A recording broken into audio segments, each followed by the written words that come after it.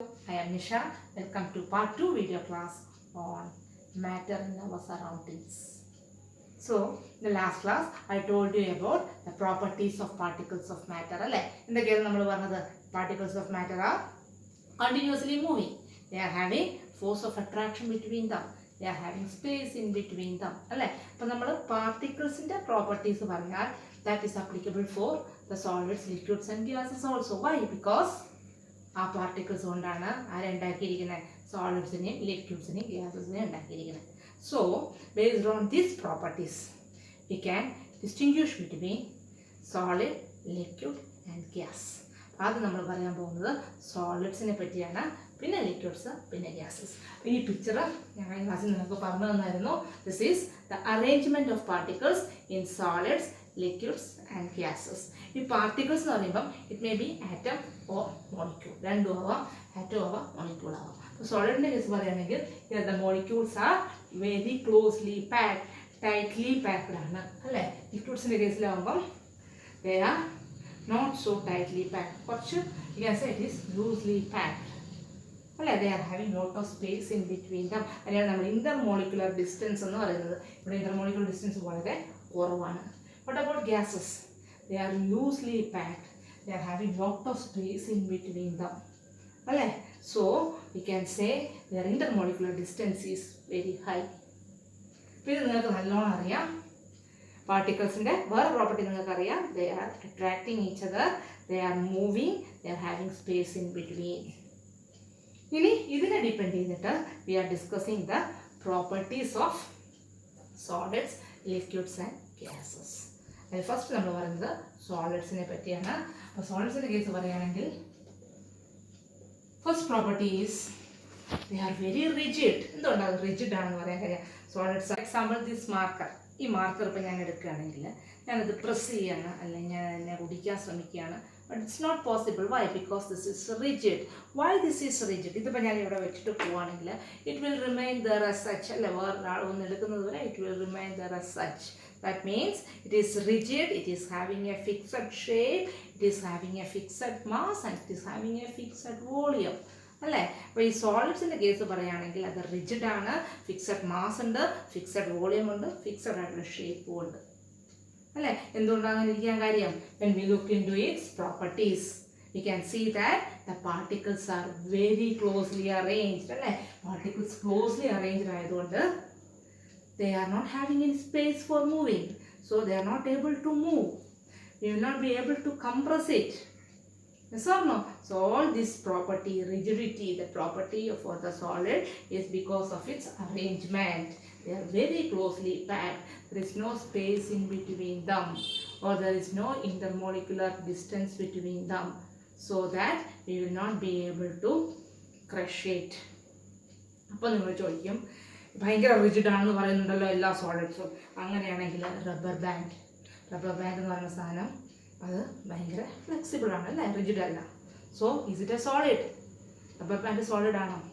Yes, rubber band is also a solid. Why? Because എന്താ കാര്യം? The particles are solid, particles are very closely arranged, they are highly elastic in nature. അതുകൊണ്ട് എന്ത് ചെയ്യും? when the force is applied they will expand. when we are giving back the force it will come back to its original shape. Yes or no? So the particles are remaining as such. They are closely packed because of its elastic character only. When we are stretching it, it is changing its shape. Once the force is removed, it will regain its shape. The rubber band അതേ ഷേപ്പിൽ തന്നെ തിരിച്ചു കിട്ടും. This is also a solid.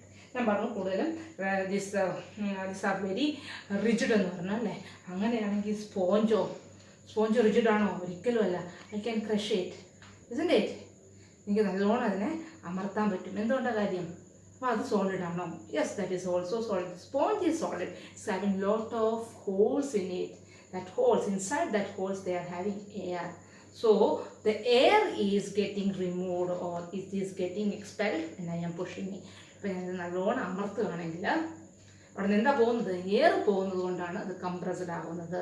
അല്ലാതെ ഈ sponge എന്ന് പറഞ്ഞാൽ it is solid. It is made up of solid particles. അപ്പോൾ ഞാൻ പറഞ്ഞു the solids are very rigid എന്നല്ലേ. പക്ഷേ നിങ്ങൾ നോക്കിയോ, if I am taking sugar, ഇപ്പോൾ ഷുഗർ ഇപ്പോൾ ഞാൻ ഒരു ഗ്ലാസ്സിലാണ് എടുക്കണമെങ്കിൽ, ഫോർ എക്സാമ്പിൾ ഞാൻ ഇപ്പോൾ ഒരു ഷുഗർ ഗ്ലാസ്സിലാണ് എടുത്തിരിക്കുന്നത്. ഗ്ലാസ്സിലെടുക്കുകയാണെങ്കിൽ ഗ്ലാസ്സിൻ്റെ ഷേപ്പാണ് അല്ലേ. ഇനി ഞാൻ ഇത് വേറൊരു ബോട്ടിലാണ് എടുക്കണമെങ്കിൽ ബോട്ടിലിൻ്റെ ഷേപ്പാണ്. Yes or no? അപ്പം they are having different shape in different vessels എന്ന് നമ്മൾ പറയേണ്ടി വരും അല്ലേ. അങ്ങനെയാണെങ്കിൽ നമ്മൾ എന്താ നേരത്തെ പറഞ്ഞത്, സോളിഡ്സ് ആർ വെരി റിജിഡ് അല്ലേ. They are having a fixed shape, they are having fixed mass, fixed volume എന്നൊക്കെ പറഞ്ഞ് നമ്മൾ തന്നെ പറയുന്നത്. ഷുഗർ ഗ്ലാസ്സിലിട്ടാൽ ഗ്ലാസിൻ്റെ ഷേപ്പ്, ബോട്ടിലിട്ടാൽ ബോട്ടിലിൻ്റെ ഷേപ്പ്. അങ്ങനെ സംഭവിക്കുമോ? സോ ഷുഗർ എന്ന് പറയുന്നത് സോളിഡ് അല്ലാണ്ടേ ആവുമോ? അല്ല. So sugar is A solid material only. So what is this? എന്തുകൊണ്ടാണ് ഷേപ്പ് കിട്ടുന്നത്? C, one particle of sugar, ഇപ്പം ഞാൻ ഒരു പാർട്ടിക്കിൾ ഓഫ് ഷുഗർ എടുക്കുകയാണെങ്കിൽ, വൺ ക്രിസ്റ്റൽ ഓഫ് ഷുഗർ ഞാൻ എടുക്കുകയാണെങ്കിൽ, it is having a fixed mass, it is having a fixed shape, it occupies A fixed volume. So it is A solid. One crystal പറയുകയാണെങ്കിൽ it is A solid. ആ crystals ചെറുതായതുകൊണ്ട്, അല്ലെങ്കിൽ ആ solid particles ചെറുതായതുകൊണ്ട് കുറേ എണ്ണം ഒഴിക്കുമ്പം അത് നമ്മുടെ ഗ്ലാസിൻ്റെ ഷേപ്പോ അല്ലെങ്കിൽ ബോട്ടിൻ്റെ ഷേപ്പോ ഒക്കെ എടുക്കുന്നത് മാത്രം. But that is also a solid. So this are some exceptions. ഇപ്പം നമ്മൾ സാധാരണ പറയും സോളിഡ്സ് ആർ വെരി റിജിഡ് എന്ന്. സോളിഡ്സ് റിജിഡ് ആണെങ്കിൽ റബ്ബർ ബാൻഡും റിജിഡ് ആണോ എന്ന് ചോദിക്കും. It is having fixed shape. Once the force is removed, it will regain its shape. Then similarly, sugar also, one crystal of sugar or one piece of sugar or one sugar particle is solid. It is having a fixed mass, it is having a fixed shape and volume. It's about liquids. Liquids, the molecules are loosely packed or they are having some space in between them. അല്ലേ. അതുകൊണ്ട് തന്നെ the liquids are not having a definite shape. They are able to move അല്ലേ. Particles they are able to move in that particular place because they are having space in between them. So they are not having any definite shape, but they are having definite volume. For example, ഇപ്പോൾ ഞാൻ ഗ്ലാസ്സിൽ കുറച്ച് water എടുക്കുകയാണെങ്കിൽ, ഞാൻ എടുത്തത് ഗ്ലാസ്സിലായതുകൊണ്ട് water is having this shape. ഞാൻ കുറച്ച് ബോട്ടിലാണ് എടുക്കുക, ഒരു ബോട്ടിലാണ് എടുക്കുന്നതെങ്കിൽ the water will be having the shape of the bottle. So the shape of the liquid is the shape of the container in which it is taken. അല്ലേ. അതിന് കാരണം എന്താ? They are having space in between them. They are able to move. This property is called fluidity. The ability to move is called fluidity. അപ്പോൾ നേരത്തെ ഞാൻ പറഞ്ഞത് rigidity ആയിരുന്നു സോളിഡ്സിൻ്റെ കേസിൽ. ഇവിടെ ഞാൻ ലിക്വിഡ്സിൻ്റെ കേസിൽ പറയുന്നത്, സോളിഡ്സിൻ്റെ കേസിൽ പറയുന്നത് റിജിഡിറ്റി. ഇവിടെ ഫ്ലൂയിഡിറ്റിയാണ് ഞാൻ പറയുന്നത് for gases, for liquids. For liquids they are having fluidity, the ability to flow. They can flow. അപ്പോൾ ഞാൻ വെള്ളം ഒഴിക്കുകയാണെങ്കിൽ they can move, they spread on the floor. So that is because they are able to move, they are having lot of space in between them. അല്ലേ. അങ്ങനെയാണെങ്കിൽ mixing of the particles is faster in liquids. For example, ഞാനിപ്പോൾ ഈ വെള്ളത്തിനകത്തേക്ക് കുറച്ച് ഉപ്പിടുകയാണെന്ന് വിചാരിച്ചോ, എന്ത് പറ്റും? The salt will get dissolved in the water very easily. എന്താ കാര്യം? Because there are lot of space between the water molecules. അതിനകത്തേക്ക് ആർക്ക് കയറി പോകാൻ പറ്റും? The salt molecule can enter. So the salt will get dissolved in water because there is space in between them. This process is called diffusion. Intermixing of particles is called diffusion. For example, ഇപ്പോൾ ഞാനിപ്പോൾ water ഒഴിക്കുന്നുണ്ട്, ഞാൻ അതിലേക്ക് ഒരു ലിക്വിഡായിട്ട് കുറച്ച് വെള്ളം, കുറച്ച് oil എടുത്ത് ഒഴിച്ചെന്ന് വിചാരിച്ചു, ഓയിൽ ഒഴിച്ചെന്ന് വിചാരിച്ചു, കണ്ടോ? Can you see? The ink is getting spread inside the water. വാട്ടറിലേക്ക് ഇങ്ക് സ്പ്രെഡ് ചെയ്യുന്നു. അപ്പം that is the process of diffusion. Intermixing of particles is called diffusion. അപ്പം ഡിഫ്യൂഷൻ ആർക്ക് എളുപ്പമുള്ളത്? ഏറ്റവും കൂടുതൽ ഡിഫ്യൂഷൻ ഉണ്ടാകുന്ന ആർക്കായിരിക്കും? For gases. കാരണം they have lot of space in between them. അത് കഴിഞ്ഞ് ആർക്കായിരിക്കും? ലിക്വിഡ്സിന്. ഡിഫ്യൂഷൻ ലീസ്റ്റ് ആയിരിക്കും ആർക്ക്? Four solids. കാരണം എന്താ? there is no space in between them. ഇന്റർമിക്സിങ് അല്ലെങ്കിൽ പാർട്ടിക്കിൾസ് മിക്സ് ചെയ്യാനുള്ള സ്പേസ് എവിടെയില്ല? സോളിഡ്സിൻ്റെ കേസിലില്ല. എവിടെയാണിത് കൂടുതലുള്ളത്? ഗ്യാസസിനാണുള്ളത്. എവിടെയാണിത് വളരെ കുറവുള്ളത്? ലിക്വിഡ്സിൻ്റെ കേസിലാണ്. ഇൻ ബിറ്റ്വീൻ ഉള്ളത് ലിക്വിഡ്സിൻ്റെ കേസിലാണ്. So the intermixing of particles വളരെ വളരെ ഇമ്പോർട്ടൻ്റ് ആയിട്ടുള്ള കാര്യമാണ്. For example, the fish breathe air dissolved in water, അല്ലേ?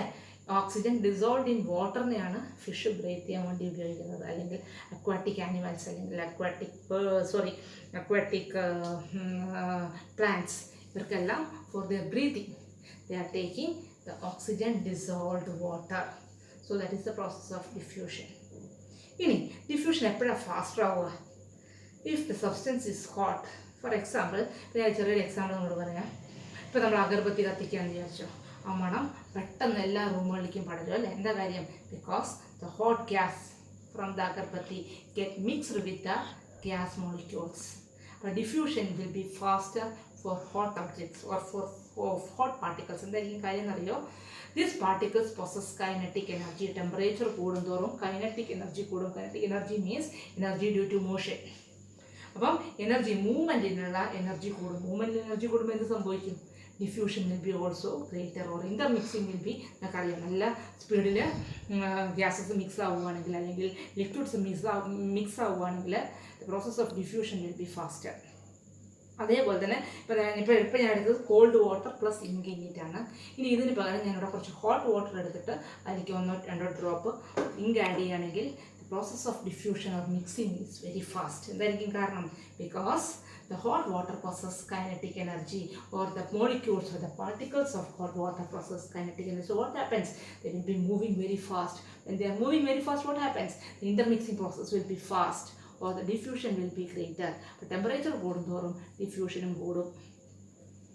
പക്ഷേ ഇത് തന്നെയാണ് ഒരു എക്സാമ്പിൾ പറയുകയാണെങ്കിൽ, the smell of hot biryani. ഇപ്പോൾ നിങ്ങൾ വീട്ടിൽ തന്നെ ബിരിയാണി ഉണ്ടാക്കുകയാണെങ്കിൽ തൊട്ടടുത്ത വീട്ടിലുള്ള ആൾക്കാർക്ക് പെട്ടെന്ന് അറിയാൻ പറ്റും. എന്താ കാര്യം? The hot smell of biryani will be mixed with the gas very easily. These gas molecules are having greater kinetic energy, so the gas will be moving faster, or the process of diffusion will be faster. ഫ്രിഡ്ജിനകത്ത് നിങ്ങൾ അടച്ചു വയ്ക്കുകയാണെങ്കിൽ ആ ബിരിയാണിയുടെ മണം പുറത്തുള്ളവരാരും അറിയില്ല. പക്ഷേ നിങ്ങൾ എടുത്ത് ചൂടാക്കുക, അല്ലെങ്കിൽ നിങ്ങൾ പുതിയതായിട്ട് ബിരിയാണി ഉണ്ടാക്കുകയാണെങ്കിൽ that hot sizzling smell of the biryani will be coming to our nostril very easily. What is the reason for that? The particles possess kinetic energy. So the intermixing process is very high. The process of diffusion is very high. So that is the process of diffusion, and the property of fluidity shown by liquids. Coming to the next one is gases. അപ്പം ഗ്യാസസിൻ്റെ case പറയുകയാണെങ്കിൽ അവിടെ പറയുന്ന വേറൊരു പ്രോപ്പർട്ടിയാണ്, that is compressibility. എന്താ compressibility എന്ന് പറഞ്ഞാൽ? The ability to compress. നമുക്കറിയാം, ഇപ്പം നമ്മൾ ഗ്യാസൊക്കെ നമ്മുടെ വീട്ടിൽ സിലിണ്ടർ കൊണ്ടുവരികയാണെങ്കിൽ അതിനകത്ത് ബ്യൂട്ടൈൻ അല്ലെങ്കിൽ നമ്മുടെ LPG ഗ്യാസ് ഹൈലി കംപ്രസ്ഡ് സ്റ്റേറ്റിലാണ് വെച്ചിരിക്കുന്നത്. The gas can be compressed to the maximum. നല്ലോണം അടിച്ചടത്തി നമുക്ക് വയ്ക്കാൻ പറ്റും ഗ്യാസസിനെ. What is the reason for that? Because gases are having lot of space in between them, isn't it? Lot of space in between. So when I am compressing, it means what will happen? Molecules come closer to each other because they are having lot of space in between them. അല്ലേ? അപ്പോൾ compression ഏറ്റവും കൂടുതൽ possible ആയിട്ടുള്ളത് ആർക്കാണ്? ഗ്യാസസിനാണ്. And one more thing, gases are not having a definite volume, but they are having a definite mass. എനിക്ക് 5 ലിറ്ററിൻ്റെ ഒരു സിലിണ്ടർ എടുത്താൽ അതിനകത്ത് എനിക്ക് കുറേ എമൗണ്ട് ഓഫ് ഗ്യാസ് ഫിൽ ചെയ്യാൻ പറ്റും. കാരണം എന്താ? ഗ്യാസ് കംപ്രസ് ചെയ്ത് കുറേ എമൗണ്ട് എനിക്ക് വയ്ക്കാൻ പറ്റും. So gases are not having any fixed volume, but they are having a fixed mass. The process of compressibility is possible for gas because they are having lot of intermolecular space in between them. മനസ്സിലായി? ഇനി ഗ്യാസസിൻ്റെ പറയുമ്പോൾ ഞാൻ വേറൊരു കാര്യം കൂടി പറയണം. കംപ്രസബിലിറ്റിയോടൊപ്പം തന്നെ പറയേണ്ട വേറൊരു കാര്യമാണ്, in the case of the gases they are having the process of fluidity. They are able to move from one place to another. എന്താ കാര്യം? Because they are having lot of space in between them. അപ്പോൾ fluidity എന്നുള്ള പ്രോസസ്സും ആർക്കുണ്ട്? ഗ്യാസസിനുണ്ട്. One more thing I want to say, gases exert pressure. Why they are exerting pressure? For example, ഞാനിപ്പോൾ ഒരു പാത്രത്തിനകത്ത് ഞാൻ കുറച്ച് gas എടുത്ത് അടച്ചു വെച്ചെങ്കിൽ, സിലിണ്ടറിനകത്ത് ഗ്യാസ് എടുത്ത് അടച്ചു വെച്ചിരിക്കുകയാണെങ്കിൽ will they remain as such? നല്ല ഡിസിപ്ലിൻഡ് ആയിട്ട് ഇങ്ങനെ ഇരിക്കുമോ? ഇല്ല. They will be continuously moving. They will be randomly hitting on the walls of the container. So what will happen? They will hit on the walls of the container. So force per unit area is produced, or we can say what is force per unit area? Pressure is created. So gas exert pressure. What is the reason for that? They are continuously moving. Why they are continuously moving? They are having having lot of space in between them. So what will happen? They hit on the walls of the container. So force per unit area increases or the pressure increases, or we can say gases exert pressure. So one of the properties of gas is compressibility. Another property is gas exert pressure on the walls of the container because they are continuously moving and hitting each other and also on the walls of the container. So these are all some of the properties of solids, liquids and gases.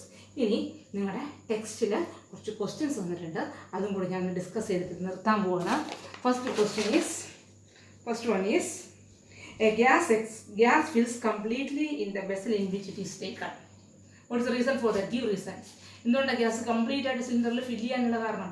Because എന്താ കാര്യം? ദേ are having lot of space in between dum. നമ്മൾ ആ ഏത് സിലിണ്ടറിനകത്തുള്ള എല്ലാ പോയിന്റിലും ആര് വന്നിരിക്കും? Gas വന്നിരിക്കും. Because they are intermolecular distance is very high. ഇനി അടുത്ത question, gas exert pressure on the walls of the container that I told you. Then the next question is, a wooden table is said to be a solid. That's why wooden table is said to be a solid because it is rigid, it is having a definite mass, it is having a definite volume.